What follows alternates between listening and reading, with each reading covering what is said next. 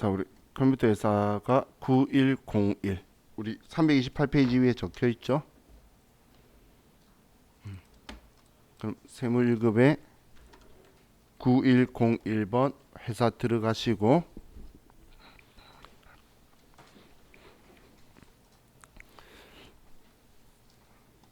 자, 먼저 매일 매출 전표를 열어보세요. 자, 이 매일 매출 전표에서는 자, 여러분들이 꼭 잊으시면 안 되는 게, 자, 죄송해요. 자, 절대 잊으시면 안 되는 게 이 위쪽 상단부 있죠? 여기는 부가가치세법에 대해서 쓰는 거예요. 부가가치 신고. 이 부가가치세법이라는 건 부가가치세 신고서에 반영하기 위한 거기 때문에 얘는 부가가치세법에 세법에 의해서 쓰는 거고, 아래쪽에 쓰시는 이 내용들 있죠. 이 아래쪽은 우리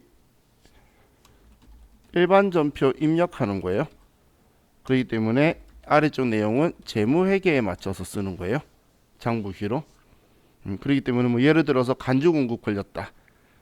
간주공급이면 시가로 팔아버린 걸로 하니까 부가세법은 과세표준은 시가로 잡을 건데, 분계에서는 시가가 아니라 우리는 그 물건을 지워야 되죠. 그러면 장부에 있던 원가를 지울 거라는 거예요.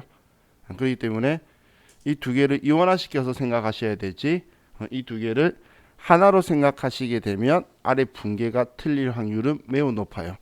저도 참 신기한 게 회계보다 세법에서 어떻게 생각하는지는 좀 많이 알고 계시더라고요. 그럼 이걸 그대로 여기에 수익이라든지 그걸로 쓰면 안 된다는 이야기예요. 그래서 이 두 개를 이원화시켜서 생각하셔야 돼요. 그럼 우리 시험에서는 우리가 여기 날짜가 부가가치세 공급식이죠. 그리고 유형이라는 건 부가가치세 신고서 몇 번 칸에 들어가라라는 명령어예요. 몇 번 칸에 들어가는 거. 그리고 이 공급가액은 과세 표준이에요. 근데 컴퓨터가 유형을 잡으면 우리는 세액이 얼마가 산출될 거라는 걸 인지하고 있기 때문에 우리 세액은 신경 안 써도 되죠. 필요적 기재사항이지만. 그리고 거래처 코드 번호를 선택하는 방식으로 하면 상대방이 공급자든 공급받는 자든 그 사람의 등록번호든 그 사람의 공급자의 상호설명이든 다 들어오기 때문에 코드 번호를 선택하는 방식으로 할 거고, 그리고 전자세금계산서다 아니다 이 체크가 전자세금계산서를 적법하게 발급 전송 안 하면 세금계산서 합계표를 제출해야 돼요. 근데 세금계산서를 적법하게 발급 전송하면 세금계산서 합계표를 제출할 필요가 없죠. 그렇기 때문에 우리 이 전산에서는 세금계산서 합계표 제출해야 되는 것과 제출하지 않아도 되는 것 두 개를 구분시켜서 정리를 해줄 건데, 이 전자세금계산서 여부를 체크를 제대로 안 하면 그래서 오답 처리해 버릴 거예요. 그래서 지금 제가 네오박사 한 거 있죠. 이거는 틀리면 그냥 3점 감점이라고 보시면 돼요. 자, 그리고 자, 우리 그 전산세무 2급까지는 일반 전표 입력하시오, 매매출 전표 입력하시오, 이렇게 나오죠. 그런데 우리 세무 1급에서는 그렇게 안 하고 문제수도 4개인데 전표 입력하시오라고 해서 알아서 일반 전표, 매매출 전표 가는 거예요. 알아서 일반 전표, 매매출 전표 가는데 문제 해봐야 4문제. 자, 그럼 우리가 이제 그럼 일반 전표, 매입 매출 전표 가는 건 어떨 때 이것들을 조정을 하죠? 일반 전표, 매입 매출 전표 구분은, 자, 일반 전표, 매입 매출 전표는 우리 부가가치세법상 공급 시기에 거래는 매입 매출 전표에 쓰는 거고, 그리고 그 외는 일반 전표에 쓰는 거예요. 혹은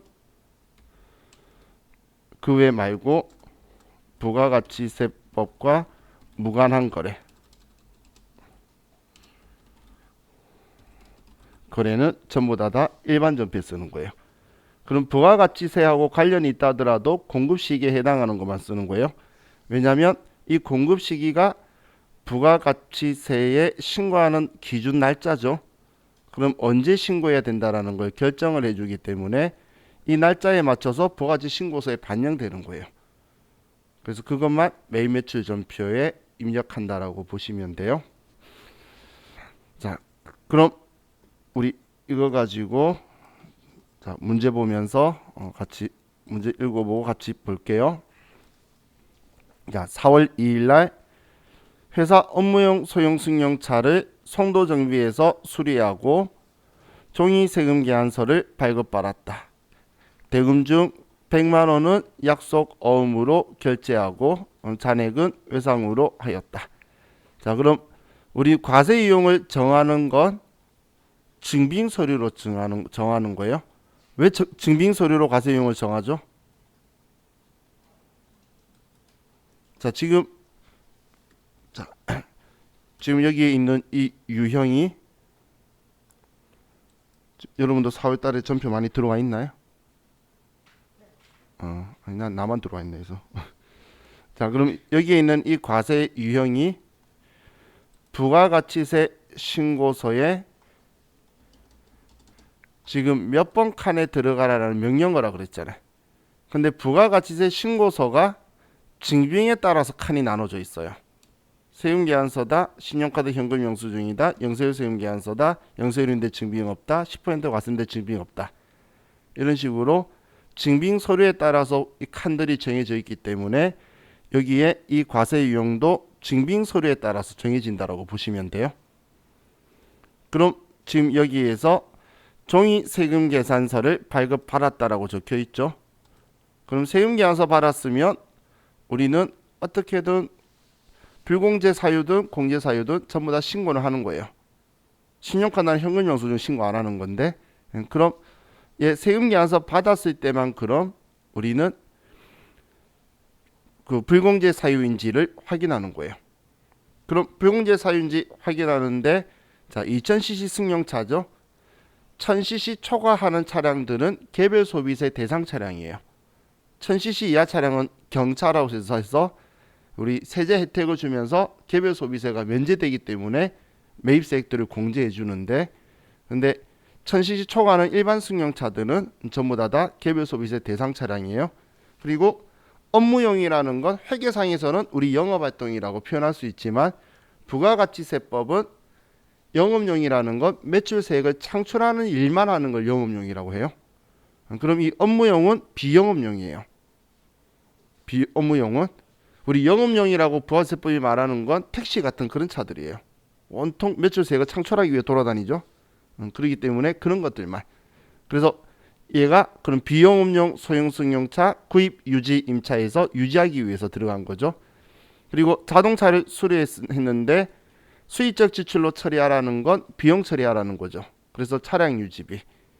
만약에 자본적 지출이라면 차량 운반고라고 처리하겠죠. 그럼 차량 유지비고 그냥 업무용 차량이니까 800번대로 쓸 거고. 또 이 100만 원은 어음 결제했어요. 어음은 개정하면 뭐라고 써야 되죠? 그렇죠. 우리 미지급금이죠. 자, 이제 일반적인 상거래일 때만 외상매입금 지급어음 쓰잖아요. 근데 일반적인 상거래 헷갈리시는 분은 상품 원재료 때만 쓰는 계정 과목이다라고 생각하시고, 얘는 지금 상품 원재료 사는 거 아니죠.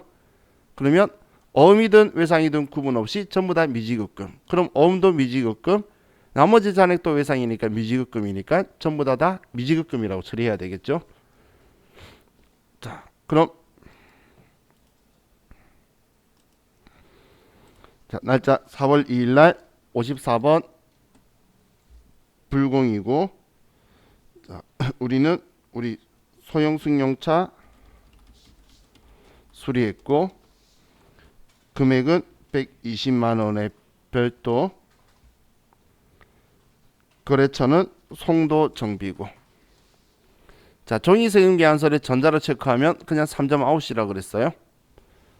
다음 불공제 사유는 F2번 눌러서 3번 비영업용 소형 승용차 구입 유지 임차. 그리고 분계는 여기선 혼합이라고 할 수밖에 없죠. 혼합이다. 그럼 원재료 산 거 아니니까 우리는 차량 유지비로 800번대 차량 유지비로 선택을 해주고, 다음 대변에 이거는 미지급금이다. 132만 원. 자, 이거 보면 자, 공제되는 매입세액의 계정 과목은 부가세 대급금인데 공제받지 못할 매입세액은 그 비용으로 처리하거나 취득원가에 포함시켜 버리는 거죠. 이 12만 원이 전부 다 비용 처리되어 버리죠. 그죠? 그럼 만약에 이걸 차수리하면서 신용카드로 끌었다면 어떻게 해야 되죠? 지금 이 똑같은 문제인데 세금계산서 받은 게 아니라 카드로 결제했다면, 카드로 결제했으면 매입세 공제가 아예 안 되죠. 세금계산서 아니니까 신고할 필요가 없죠. 그럼 일반 전표에 아래처럼 분계가 들어가고 거래처만 카드사 들어가면 되죠. 그럼 그때는 일반 전표 가는 거예요. 자, 우리 신용카드 매출 전표 수령명세에서 했던 거 기억나시나요? 세무이급 할 때 보면 이걸 공부하는데, 이거 신용카드 매출표 수령명세에서 매입세 공제되는 것만 쓰는 거, 우리 불공제 사유 빼고 목욕 이발 미용, 여객 운송 영역, 입장권 발행하는 업자, 간이가세자, 한마디로 세무계산서 발급 불가 업종, 불가 사업자는 매입세 공제가 안 되니까 여기에 입력 안 한다는 건 부가가치 신고랑 관련이 없으니까 일반 전표로 보내라는 거예요. 자, 이 서식들은 나중에 뒤에서 다 볼 거예요. 그래서 그거랑 같은 규칙이다라고 제가 표현한 거예요. 자, 그럼 이제 4월 2일은 끝났고, 자, 다음 4월 3일 공장 직원의 회식 때를 서초골에 국민카드로 결제하고 사업자 등록번호와 부가가치세를 별도로 기재하여 확인받은 신용카드 매출전표 영수증을 받았다. 자, 신용카드 매출전표 영수증 받았다. 카드 거래고, 카드 거래면 과세 거래냐 면세 거래냐 볼 건데, 친절하게 사업자 등록번호와 부가가치세가 별도로 기재되어 있다는 건 과세란 이야기죠. 그리고 서초골에 우리 직원들 회식 때 그러면 매입세 공제가 되니까 57번 카드 과세가 되겠죠. 그리고 직원들 회식한 거니까 우리는 복리후생비고 공장 직원이니까 500번대. 그럼 미지급금액 카드사가 붙으면 되겠죠. 자, 그럼 우리 날짜 4월 3일 날 이번에 57번 카드 과세고,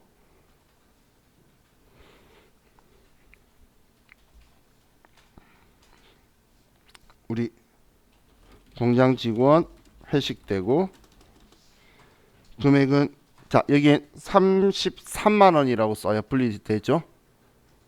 그죠? 우리 기본 설정 값이 설정이 우리 시험에서는 14건별 17가과 22번 형과 57가과 61번 형과는 공급 가액 칸에 공급 대가를 입력해야 되는 방식이죠.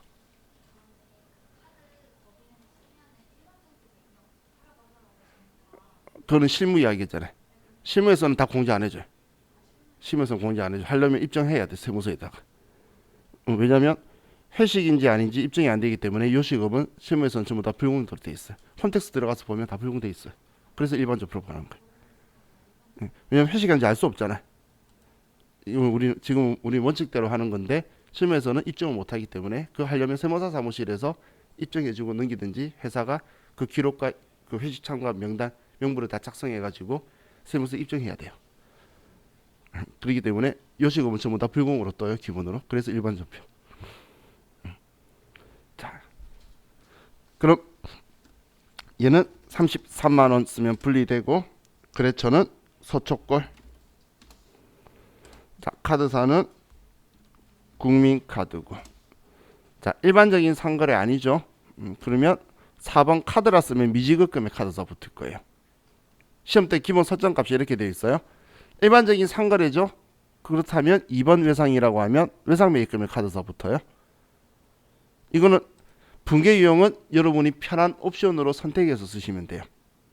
편하게.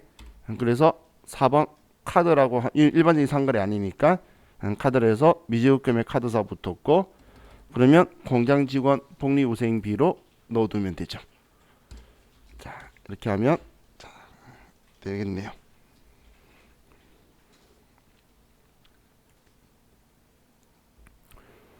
자 다음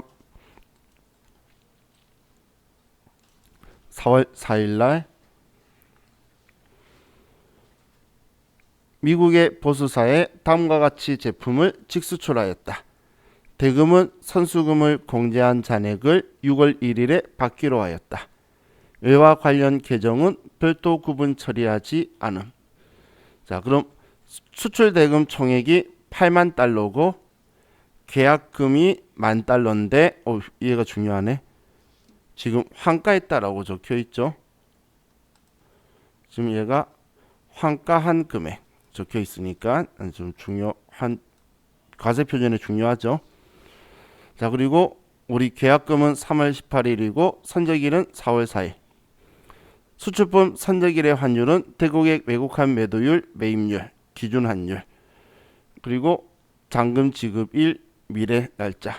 그럼 우리는 외화에 대해서 과세 표준 이야기할 때는 과세 표준이라는 건 부가가치세법에 우리는 매출을 과세 표준이라고 표현하죠. 그럼 이 과세 표준은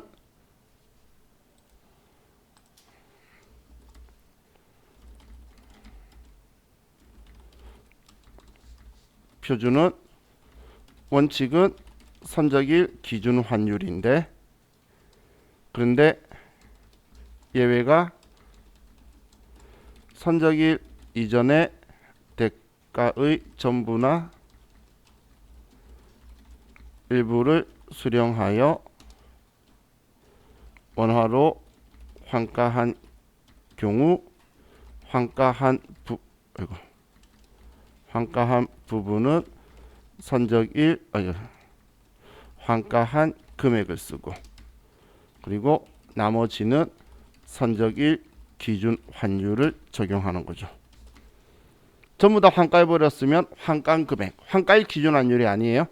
환가한 금액을 쓰는데 계약금을 받았는데 환가를 안 했다면 그러면 그냥 선적일 기준 환율로 전부 다 하는 거고 환가를 했다면 그 부분은 환가한 금액이고 나머지는 선적일 기준 환율로 할 거예요.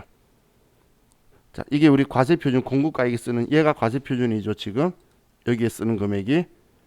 그럼 이것 때문에 여러분들이 과세표준을 공부했잖아.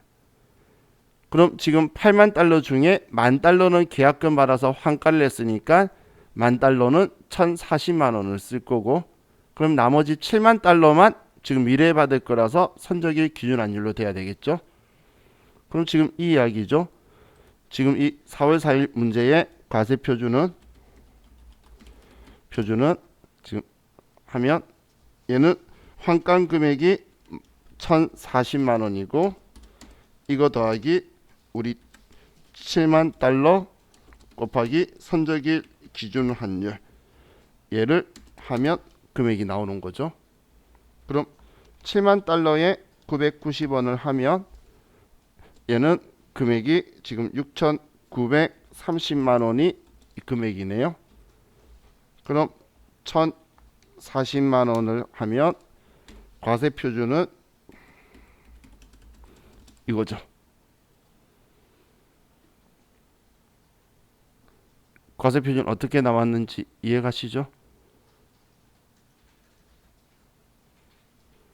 오케이? 자, 그럼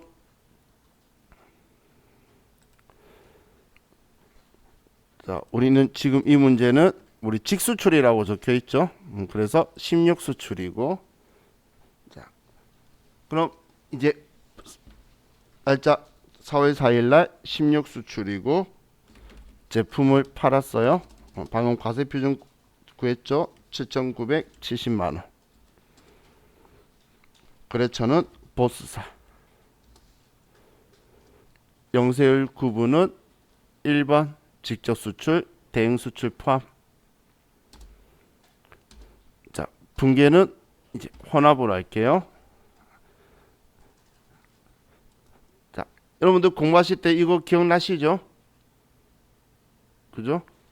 자, 이거 공부하실 때 회계에서도 이런 이야기 한 적 있나요? 다 부가가치세법 하면서 공부했죠. 이런 이야기는. 그죠? 그래서 여러분들이 기억하셔야 될 게 외화 회계상 외화 수익 인식 금액은 얘는 그냥 선 금액은 얘도 원칙은 선적일 기준 환율이에요. 그냥 전액. 지금 이야기하는 건 전액을 이야기하는 거예요. 그런데 예외가 부가가치세법상의 과세 표준으로 수익 인식이 명시되어 있으면 과세 표준을 사용할 거예요.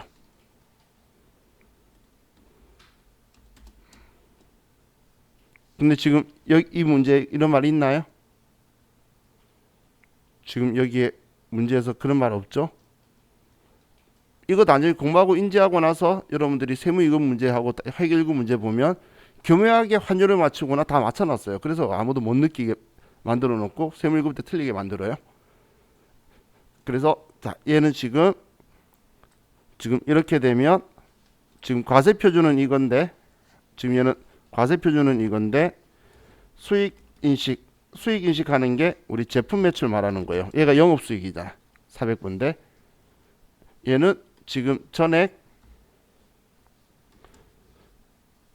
8만 달러를 우리 선적일 기준 환율이 990원으로 계산해야 되죠. 그러면 8만 달러 곱하기 990원 하면 얘는 7,920만 원이 나온다는 거예요. 7,920. 그럼 이걸 제가 왜 계산했죠? 계산한 이유가 뭐죠?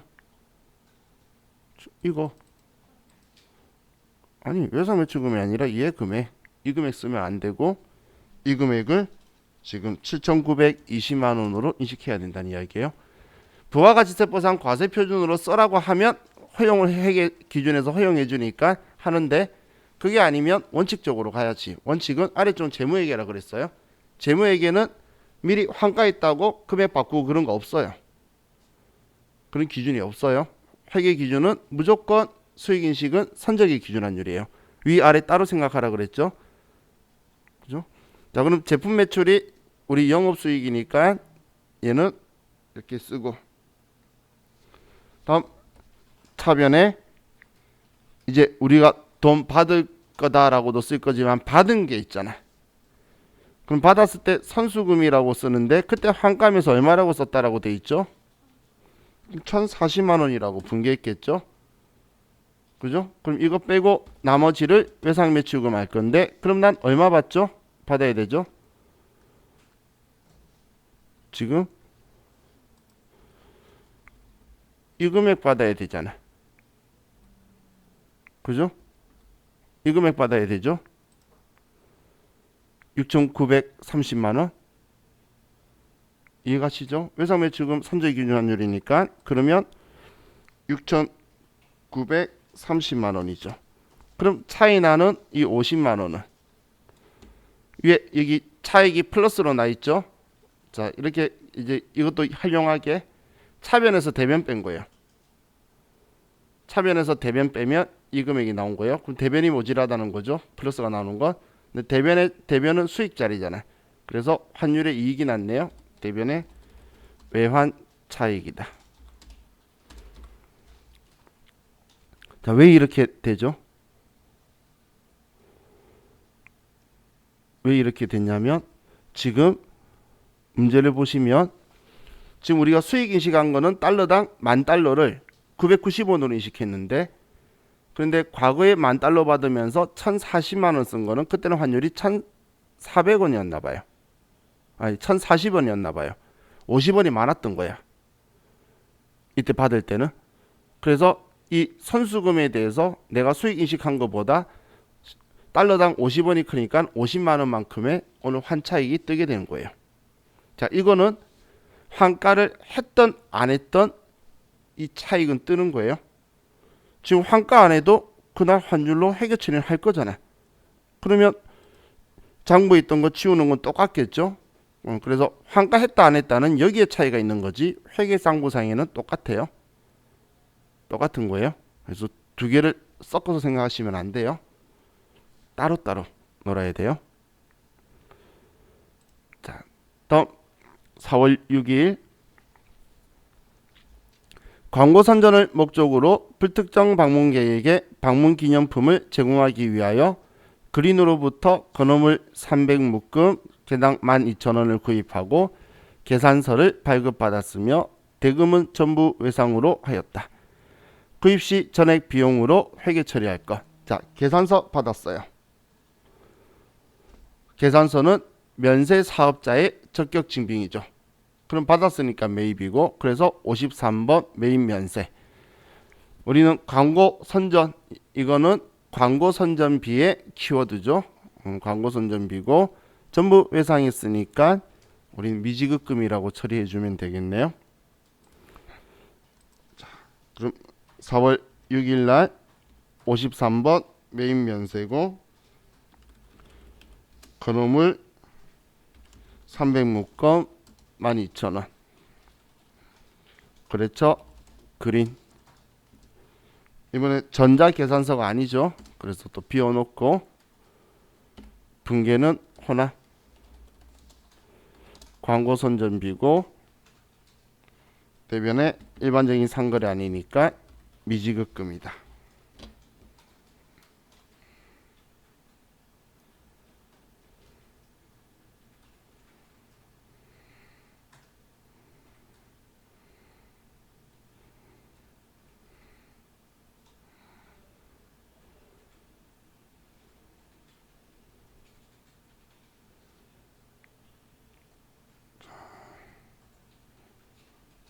죄송해요.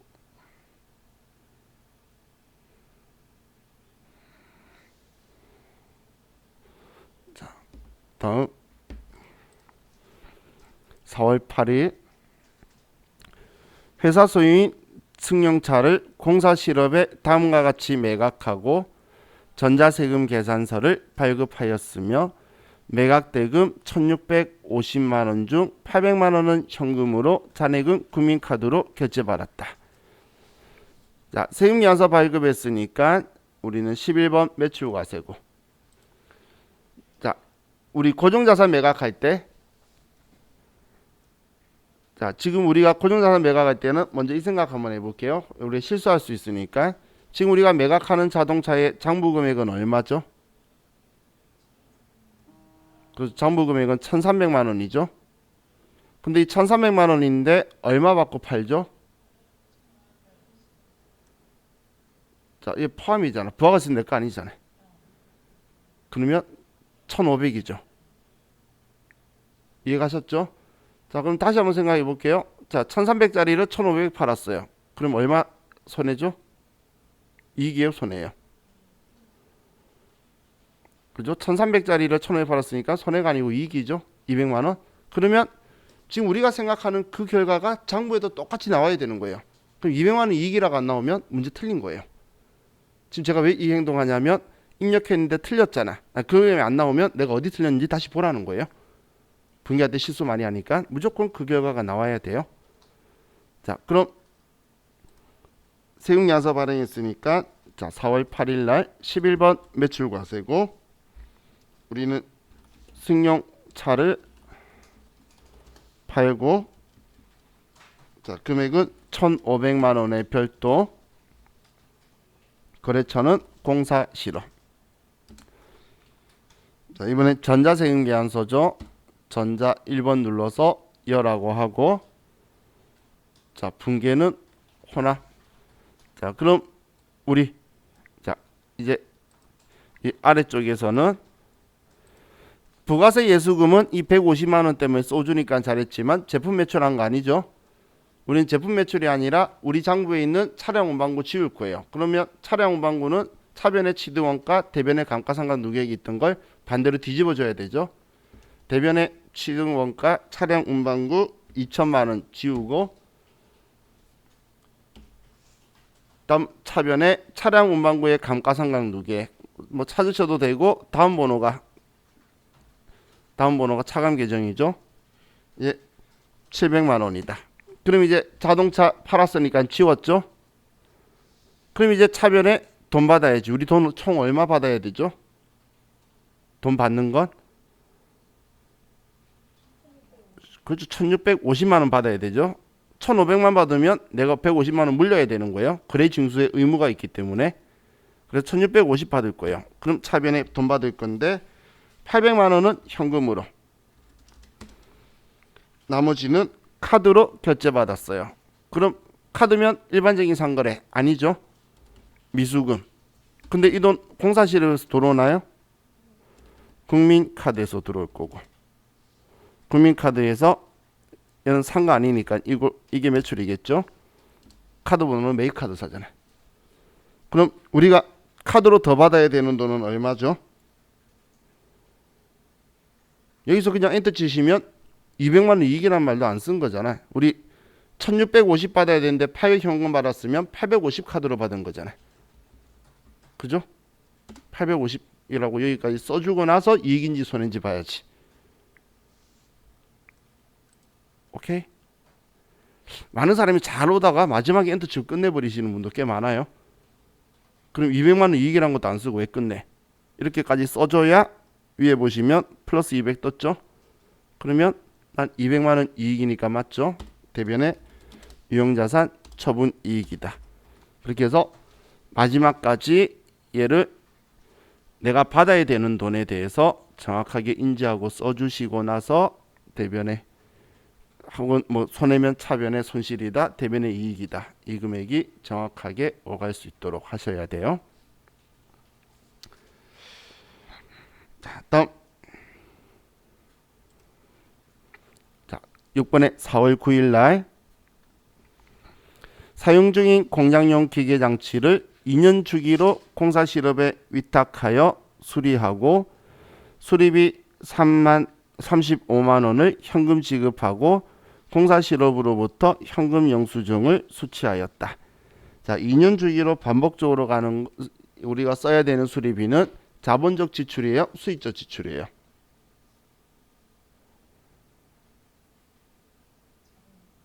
자, 우리 자본적 지출은 우리 내용연수 증가, 가치의 현저한 증가, 용도 변경, 증축, 개축, 혹은 우리 뭐 주요 수선 뭐 이런 것들이잖아요. 지금 얘는 그런 게 아니죠. 그냥 우리 현상 유지, 원상 회복, 능률 유지 위해서 들어가는 건 수익적 지출이죠. 그럼 얘는 수익적 지출로 비용 처리해야 되겠죠. 그리고 기계 장치니까 공장용 500번대 수선비라고 처리해 주면 되겠네요. 자, 그럼 현금 영수증 받았고 신용카드나 현금 영수증이면 과세 거래냐 면세 거래냐 봤더니 부가가치세 포함 과세 거래죠. 그렇기 때문에 61번 현금 과세가 되겠죠. 61번 현금 과세고 수선비라는 거예요. 자, 현금 영수증이라고 해서 분계는 무조건 현금이라고는 하지 마시고 이걸 확인하고 하세요. 현금 지급하고 그러면 분계용 현금해도 되는데 보통 예금이나 당좌 예금으로 돈 주고 받으면서 현금 영수증 발행해줘요. 근데 분계유형 현금 해버리면은 게임 끝나버리잖아. 그냥 틀렸다는 이야기죠. 그래서 이걸 꼭 확인하고 현금이라고 하세요. 자, 그럼 4월 9일 날 61번 현금과세고 우리는 기계장치 수리비를 줬고 금액은 35만 원 포함. 이게 좋죠. 이렇게 쓰면 알아서 공급가액세액 분리해 주니까. 거래처는 공사 실업, 분계는 그냥 현금이라고 해도 되겠네요. 500번대의 수선비다. 이건 그냥 대변의 혼합을 해서 대변의 현금이라고 써도 정답이고 뭐 입금 전표, 출금 전표 써도 정답이고 여기는 분계, 여기 분계 유형은 뭘 쓰든 간에 상관없는 거예요. 프로그램의 특성을 파악해서 자기가 쓰는 거지. 이거는 분계만 정확하면 돼요. 자, 다음 4월 10일 날 풍진물산 주식회사와 임가공 계약 체결된 대신무역에 수출 제품을 납품하고 전자세금 계약서를 발행하였다. 대금은 4월 29일에 입금된 계약금을 상계한 잔액이 보통 예금으로 예입되었다. 자, 이번에 수출 제품 납품하고 세금 계약서 발행했어요. 얘는 10% 과세예요? 0% 영세예요?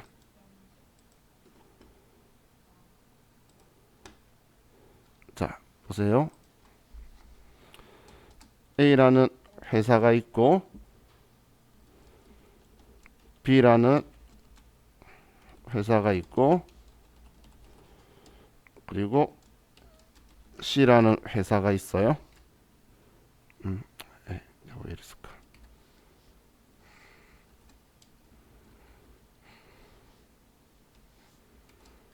자, 그러면 자, 이 A라는 회사는 국내 회사고 얘는 수출업자고 얘는 우리 그 뭐냐 국외예요. 외국. 자, 그러면 지금 잠시만요. 죄송해요. D 회사까지 하나 더.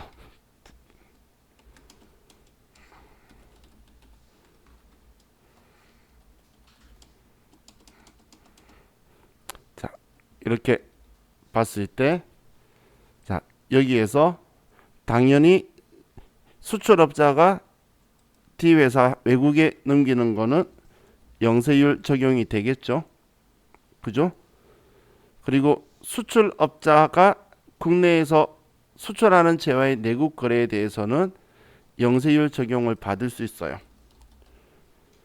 이때는 내국 신용장 없어도 받을 수 있어요. 수출재화 인가공은. 그런데 이 수출하는 물건을 납품하는데 그걸 위해서 주는 이 A 회사와 B 회사의 거래는 이때는 그냥 일반 과세예요. 10%. 이때는 영세율 적용이 안 돼요. 한마디로 영세율 적용은 수출업자의 전후 단계까지 여기에서만 되지 그 이전은 안 된다는 거예요.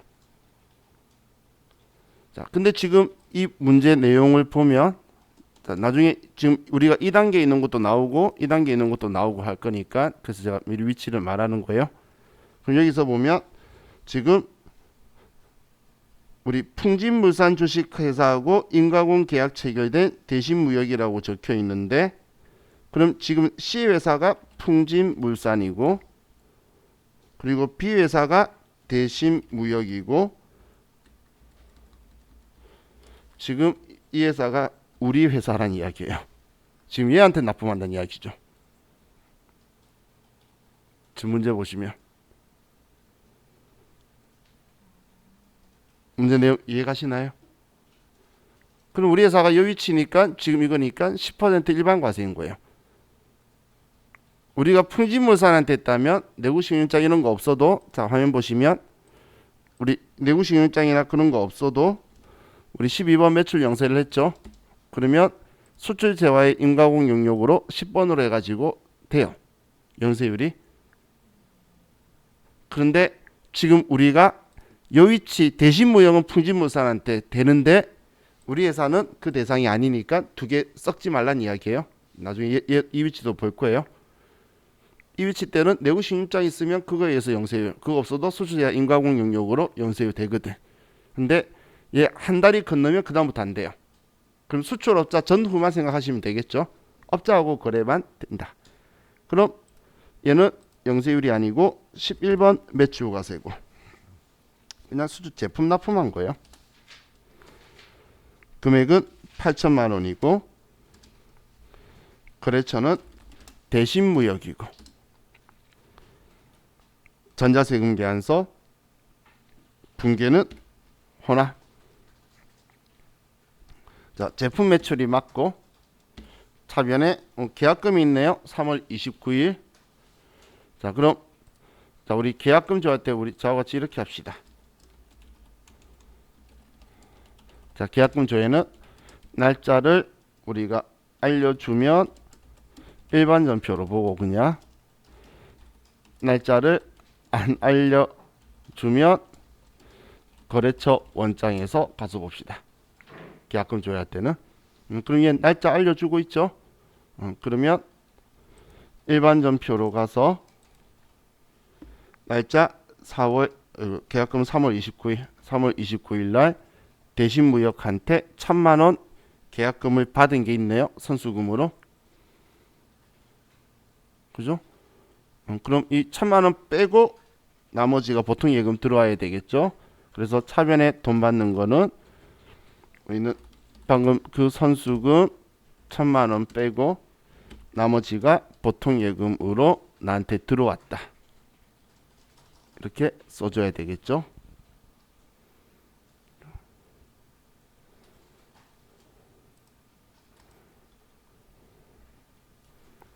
자, 다음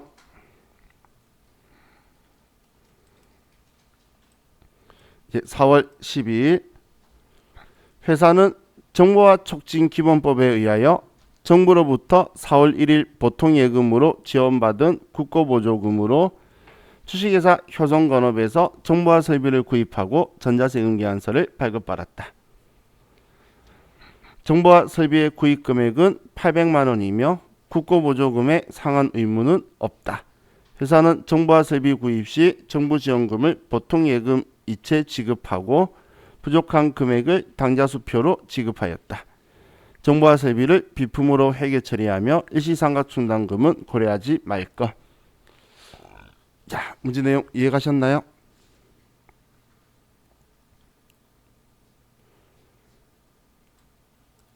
자, 지금 이걸 보면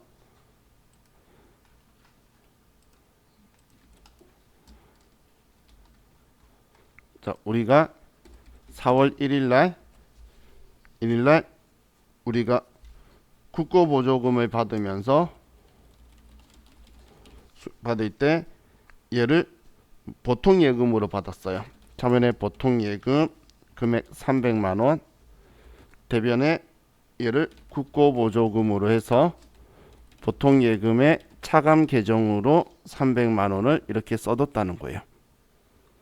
이렇게 국고보조금 수령할 때에 장부에 기록해뒀다가 지금 오늘 이제 4월 12일 날 이제 정보화 설비 비품위로 처리하라 그랬으니까 비품을 구입을 하면서 국고보조금을 사용하는 거예요. 그럼 지금 이걸 이제 비품을 사면서 세금 계산서를 받아서 그래서 51번 매입 과세로 하고 이 정보화 설비의 금액이 800만원에 부가가치세가 80만원으로 별도고 그리고 효성건업이고 전자세금 계산서다. 이렇게 되면 우리는 880만원 줄 거지만 자, 우리 국고보조금 쓴 거는 말고 일단 분개를 먼저 해볼게요. 그러면 우리는 80만원은 내가 돌려받을 거니까 부가세 대급금으로 80만원이 되고 그리고 우리는 이 800만원치는 비품으로 처리를 하라는 거죠. 그리고 대변에 돈을 주는데 정부 지원금 이 300만원은 보통예금에서 줬대요. 그럼 보통예금에서 300만원이 나가고 나머지는 당좌 예금이었죠. 당좌 수표 발행했죠. 그러면 당좌 예금에서 돈이 나가죠. 580만원. 자, 이해가나요? 자, 그럼 이제 또 국고보조금 가지고 한번 생각을 해볼게요. 이제 얘 썼잖아. 이거 썼죠? 지금 이 시점에서 썼죠? 썼으면 이제 얘 지워줘야 되겠죠. 우리 이거 썼던 이유가 뭐였죠? 쓴 이유가 이 돈 내 돈 아니라서 자산가액 안 높이려고 차감 계정으로 달았는데 이 국고보조금을 썼으니까 이젠 지워야 될 거잖아요. 그래서 얘를 지우기 위해서 차변에 국고보조금 보통 예금에서 차감 계정인 얘를 지울 거예요. 자, 얘 왜 지웠는지 이해가시나요? 이해가시죠? 그럼 그 다음 한번 생각을 해볼게요. 자, 그럼 이 비품 800만 원짜리 샀는데 이 800만 원짜리가 다 내 건가요? 내 돈은 얼마만 들어갔죠? 500만 들어갔잖아. 300만 원은 지원금이고, 그죠? 내 돈 800만 원 중에 500만 내가 들어갔죠? 300만 원치는 내 거 아니라는 거예요. 근데 800이라고 써두면 안 되지. 그래서 다시 대변에 국고보조금, 이번엔 비품의 차감 계정으로 국고보조금을 만들어 주는 거예요. 차변의 국고보조금은 얘는 지금 얘를 지우기 위해서 이렇게 온 거고, 지우기 위해서 온 거고, 지금 이 비품을 사면서 이제 이 비품이 국고보조금을 쓴 거니까 얘가 내 거 아니다라고 이렇게 써주는 거예요. 그럼 우리 실무나 AT 시험에서는 매매처 전표는 이렇게 쓰고 아래 거는 일반 전표에 쓰는데, 세무사의 시험에서는 이걸 하나의 전표로 끊으라 하기 때문에 아래 것까지 한 번에 들어오게 쓰셔야 돼요. 그럼 이 특성을 조금 이용해야 되는 게, 차변되면 합이 맞아서 여기까지 써버리면 전표가 끊겨버려요. 그래서 이 분기의 특성을 잘 이해하셔서 차변을 다 정리하고 대변 쓰든지 지그재그로 쓰셔야지 얘가 차익이 발생해서 괜찮지, 다 입력할 수 있지, 아니면 입력 못하니까 이거 생각을 해야 되겠죠. 이렇게 생각하시면 돼요. 국고보조금 써서 내가 뭔가를 취득했죠. 그럼 국고보조금만큼은 내 거 아니라고 생각하시면 돼요. 국고보조금만큼은 내 거 아니다라고 생각하시면 돼요. 그래서 얘 800만 원짜리지만 300만 원은 내 돈 아니야? 이렇게 써둬야 되는 거예요. 국고보조금을 썼으면. 받을 때도 이 돈 내 돈 아니야 그랬잖아. 써도 내 돈 아니야지. 썼을 때 내 거 되는 건 말이 안 되겠죠? 이해가시죠? 자, 그럼 이걸 이제 합쳐가지고 분개할 거면 차변부터 분개를 쭉 해버리는 게 좋겠죠? 자, 그래서 날짜 4월 12일 날 51번 매입과세고, 우리는 정보와 설비를 사고, 금액은 800만 원의 별도, 거래처는 효성건업, 전자세금계산서고, 분계는 호남. 그럼 우리 원재료가 아니고 비품이고, 고정상 간편 등록은 취소하고 시험 때는 사용 안 함으로 해둘 거예요. 다음 전 차변을 먼저 정리할게요. 차변에는 보통 예금의 국고보조금 지우는 거죠. 그래서 차변에 국고보조금은 보통 예금의 짝지, 비품하고 두 개 있는 것 중에 보통 예금 짝지를 300만 원 지워주고, 자, 대변에는 우리 뭐 비품 거 국고보조금 보인 김에 바로 써도 되고, 뭐 돈 주는 거 먼저 써도 되고, 그죠? 이제는 뭐 대변 순서대로 여러분 편하신 대로 뭐 300만 원 주고, 당좌 예금에서 580만 원 주고, 아이고. 그리고 대변에 국고보조금 비품의 짝지로 해서 써주고, 자기 짝지 잘 찾아야 돼요. K랩 얼마나 좋아. 스마트에 자기 짝지 못 찾을 수도 있잖아. 안 보이니까 참고가. 그죠? 그 부분만 좋아요. 근데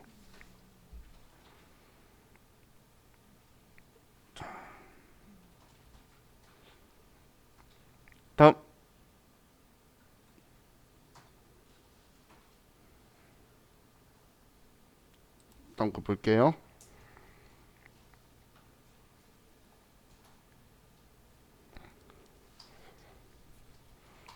자, 5월 10일 회사는 주식회사 명성의 제품을 외상으로 납품하고 전자세금 계산서를 발급하였다. 회계 처리가 되어 있대요. 그런데 동거래는 수출과 관련된 것으로 구매 확인서는 7월 15일자로 발급받았다. 이와 관련하여 당사는 부가가치세법의 규정에 의하여 수정전자세금 계산서를 발급하였다. 자, 이번엔 수정전자세금 계산서 발급했으니까 과세 유형은 11번 매출과세고, 얘는 11번 매출과세고, 그럼 지금 우리는 과거에 부가가치세 10%가 되어 있는 일반 세금계산서 발행했는데 이때 내국신용장이 발행이 빨리 안 됐나 봐. 그럼 그렇다고 물건 안 사고 기다리면 안 되겠죠. 그래서 그냥 외상으로 해서 물건을 일단 사는 거예요. 그래서 확정신고 기간까지 내국신용장이나 구매확인서가 개설이 되면 영세율로 세금계산서를 다시 수정 발급해 줄 거라는 거예요. 그럼 이거는 새로운 큰 사건이 발생한 게 아니죠. 그래서 원래 거래가 있었던 날짜 5월 10일자에 가서 기존 10%를 마이너스로 분계가 들어갈 거고, 그리고 다시 그 5월 10일자에 0%의 영세율로 세금계산서가 발행되는 거예요. 그래서 두 건이 되는 거예요. 기존 10% 마이너스로 끊고 0%를 새로 내주는 거예요. 얘는 그럼 지금 5월 10일자로 가보면 얘가 있죠. 지금 발행한 전표가 들어가 있죠. 그럼 얘를 똑같이 11번 매출과세를 해서 마이너스 2천만 원에 거래처 명성 2번 외상이라 눌러서 그냥 부의 표시를 해서 얘를 마이너스로 그대로 끊어버리는 거예요. 얘를 그대로 마이너스로 해서 발행을 하고, 그리고 12번 매출 영세를 해서 2천만 원에 영세율 구분까지 넣어서 이렇게 다시 얘를 발행을 해주는 거예요.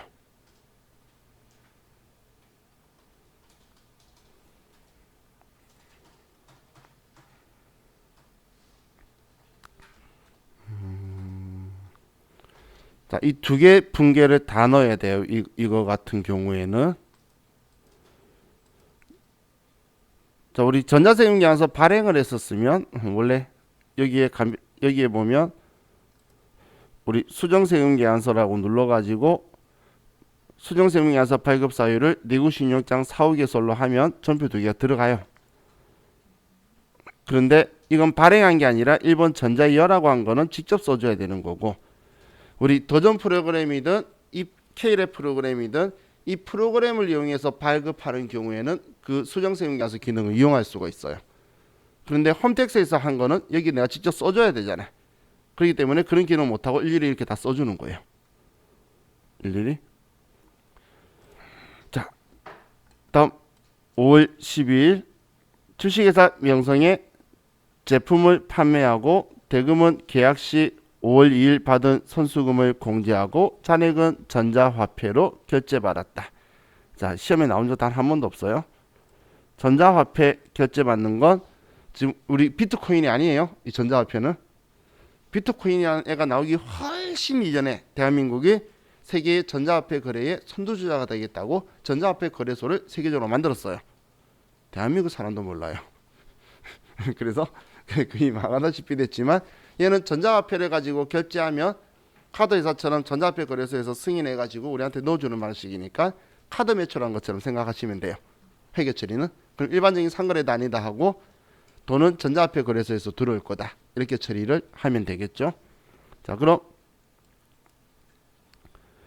자, 날짜 5월 12일 날 얘는 전자화폐가 21번 우리 유형에 보면 적혀 있죠. 전자화폐. 그리고 제품을 팔았고, 이건 그냥 600만 원이라 쓰면 옆에 10% 나와요. 660 이렇게 쓰는 게 아니고, 거래처는 주식회사 명성.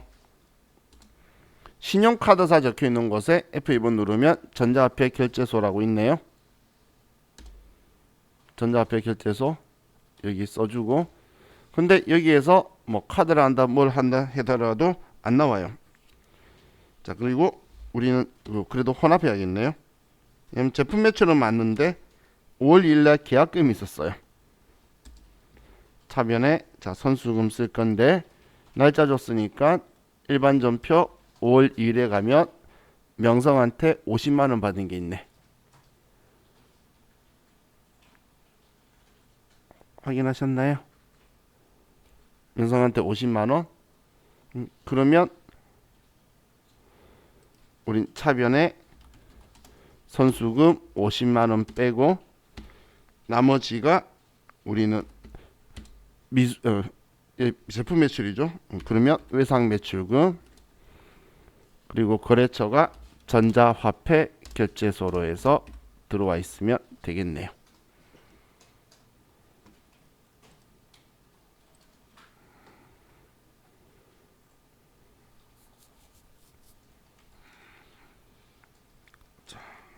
다음 오늘 마지막 5월 13일 수출업체인 풍진물산 주식회사와 수출품 임가공 계약에 의해 물품을 납품하고 영세율 전자세금계약서를 발급하였다. 대금은 5월 10일에 입금된 착수금을 상계한 잔액을 현금으로 받았다. 자, 이번엔 영세율 세금계약서를 발급했대요. 내구신용장 구매항에서 이런 말이 있나요? 없죠? 수출업체인 풍진물산하고 임가공 계약했잖아. 업자고 한 거죠, 이번에.